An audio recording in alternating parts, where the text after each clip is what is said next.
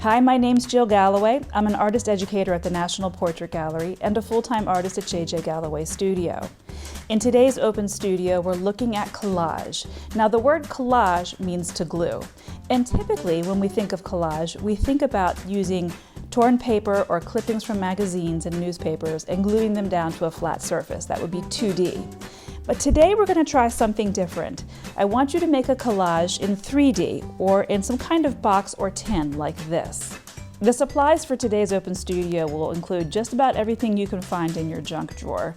So in my studio, I keep a collage box where I just continually throw objects that I find and might want to use in a collage one day.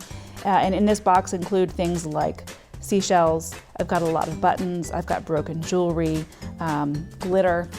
You'll also need scissors. You'll definitely need some glue. Your favorite magazines are a great resource. I have some old paper dolls that I've been kind of cutting up here and there.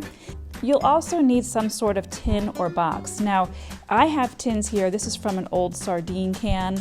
This is an old anchovy can. This is just an old mint tin. And if you don't have something like this, a little cardboard box would do, or the lid of a box, or even just a bottle cap. Gather your supplies together and let's get started. It's easiest if you pick a theme for your collage. I'm going to pick a fish theme, so I'm going to color in this image that I drew first, and then I'm going to cut out the fish to fit inside of the tin. I'm going to choose some kind of background paper for the inside of the tin. I like the newsprint best. I want the newsprint to fit inside of the tin, so I'm going to trace the bottom side of the tin, and then I'm going to cut that shape out and glue it inside of the tin.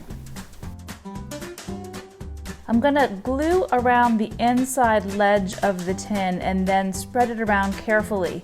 Be careful here if you're using some sort of tin like this is a sardine tin or an anchovy tin, because the edge might be a little sharp. Once I have the glue spread around the edges, I'm going to dump some little seashells inside the tin and get them to stick to the sides. Now that I've got the background glued in and the shells glued to the edges, I'm going to put some glue down for the fish to go on the inside, and that's that.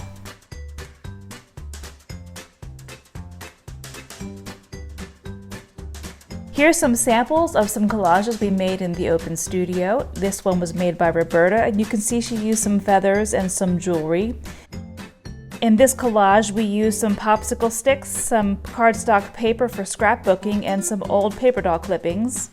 And finally, you can see in this bottle cap, we just used some background paper and some steampunk jewelry.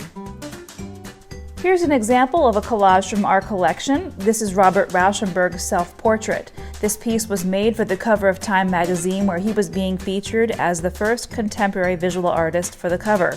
That was in 1976. This is another piece by Rauschenberg called Signs, and it's basically a summation of the 1960s. While these two pieces are 2D, Rauschenberg's collections for his collages often included things like dirt, house paint, car tires, and umbrellas. To find out more about Rauschenberg and other collages in our collections, just go to our website at www.npg.si.edu. And make sure after you've finished your collages to post them to social media with the hashtag #MyNPG. Thanks so much for trying out the collage exercise today. I hope you enjoyed it, and we'll see you next time.